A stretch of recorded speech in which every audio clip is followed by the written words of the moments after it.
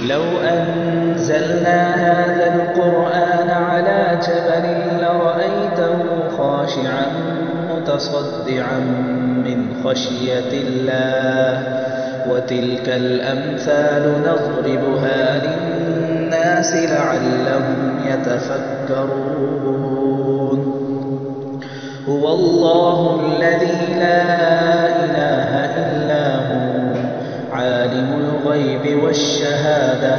هو الرحمن الرحيم هو الله الذي لا إله إلا هو الملك القدوس السلام المؤمن المهيمن العزيز الجبار المتكبر سبحان الله عما يشركون هو الله الخالق البارئ المصور له الأسماء الحسنى يسبح له ما في السماوات والأرض وهو العزيز الحكيم